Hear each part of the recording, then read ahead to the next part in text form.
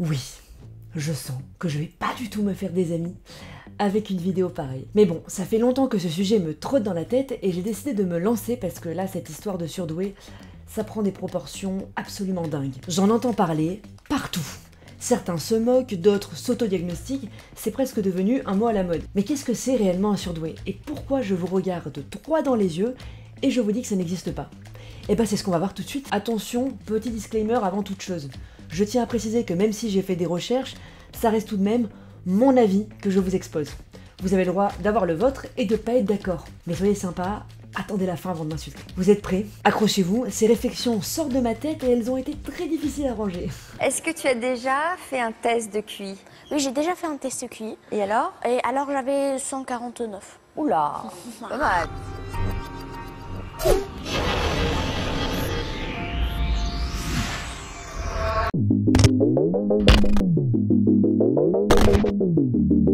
D'abord, qu'est-ce qu'un surdoué et comment on sait qu'on en est un ou pas? Le terme surdoué est employé pour la première fois en 1946 à Genève par le docteur Julian de Arruliaguera.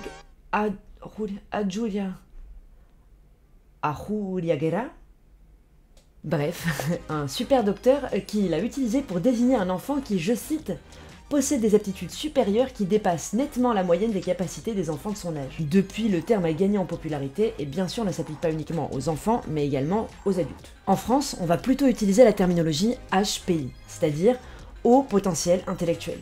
D'un point de vue scientifique, cela concernerait les personnes qui ont un QI supérieur ou égal à 130 et c'est tout.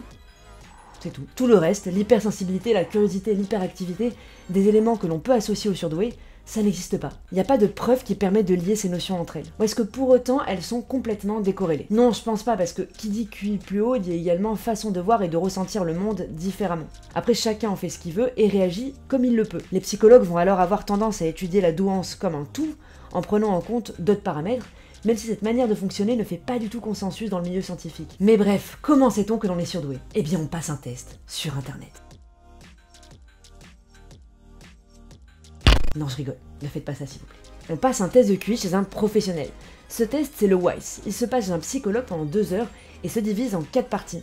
La compréhension verbale, le raisonnement perceptif, la mémoire de travail et la vitesse de traitement. Ce n'est qu'une manière de déceler l'intelligence d'un individu, il y en a des dizaines d'autres, mais disons que c'est le test le plus populaire aujourd'hui, faute d'avoir trouvé mieux. La particularité du WISE, c'est qu'il donne un résultat qui s'évalue sur la base d'un écart à la moyenne ou de l'appartenance à une minorité statistique. Ouais. En gros, ça veut dire que ton QI dépend de celui des autres. La médiane, c'est 100, donc plus tu t'en éloignes de chaque côté, plus tu appartiens à une minorité. Un QI supérieur à 130 concernerait 2,5% de la population. Aujourd'hui, si le terme est à la mode, c'est qu'on adore mettre des mots sur nos problèmes. Dans l'imaginaire collectif, le surdoué est trop intelligent pour être heureux. C'est quand même la meilleure raison que l'on peut se trouver d'être malheureux. Si bien que cette quête de la douance est devenue un vrai business qui dessert à la fois les gens concernés, mais aussi ceux qui ne le sont pas. On peut voir des vidéos fleurir sur le sujet qui vous promettent de déceler si vous êtes surdoué, des livres, des tests sur internet ou dans les magazines, des psychologues un peu véreux qui proposent des tests à des prix exorbitants. Bref, tout le monde en a déjà entendu parler. C'est une obsession bien propre à l'Occident, puisqu'on a une culture basée sur la réussite et la performance, bien plus que sur les émotions par exemple. Bon, rangez tout de suite votre porte-monnaie, il faut qu'on parle.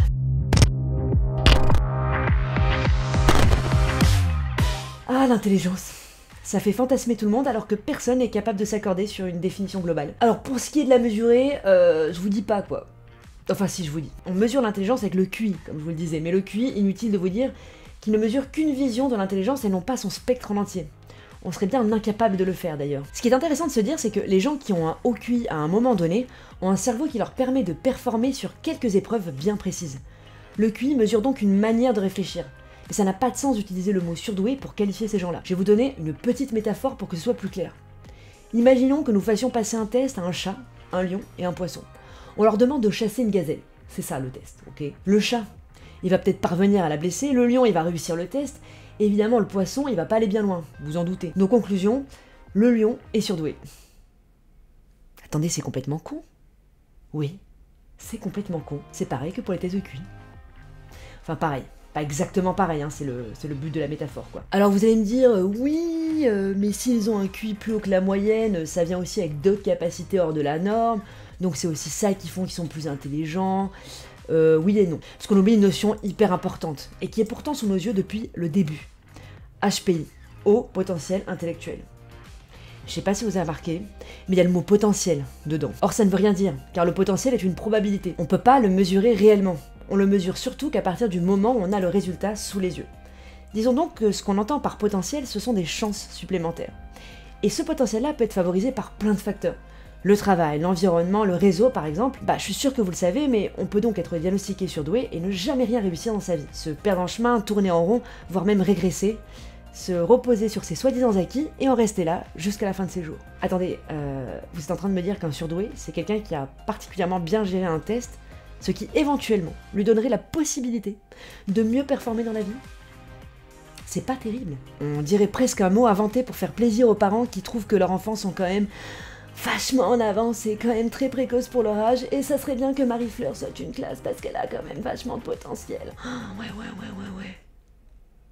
Pardon, bon je grossis le trait bien sûr, mais vous voyez où je veux en venir.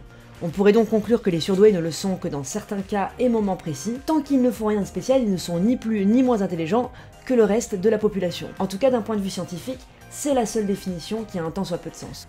Imaginez, si tout ce cirque n'était donc qu'un vaste subterfuge qui vise à nous faire dépenser 700 balles dans un diagnostic pour justifier le fait qu'on se sente vachement seul et différent. Ce serait dingue. Imaginez quand même.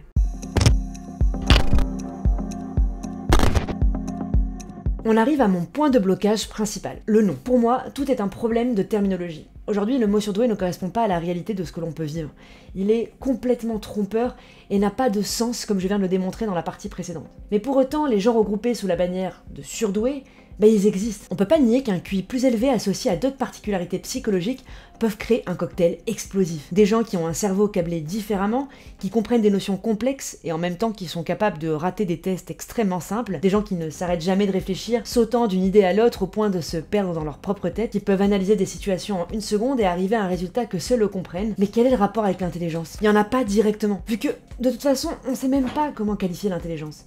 Ces potentielles compétences que l'on associe aux surdoués ne sont juste que des outils qui, si on ne sait pas les utiliser, peuvent être inefficaces, voire destructeurs. Bon, je suis très métaphore aujourd'hui, mais c'est pas parce que vous donnez les meilleurs ustensiles de cuisine et les meilleurs ingrédients à quelqu'un qui va vous faire une bonne recette. Il faut qu'il apprenne d'abord à cuisiner s'il veut pouvoir arriver au meilleur des résultats. Voilà pourquoi la thérapeute Jeanne Siot-Fachin appelle les surdoués les zèbres. Si vous regardez un troupeau de zèbres de loin, ils se ressemblent tous. Mais quand vous vous approchez, vous vous rendez compte que chacun a une robe unique au monde. Et ouais, le mot en tant que tel ne veut rien dire. Chacun compose avec ce qu'il a entre les mains et surtout ce qu'il a dans la tête.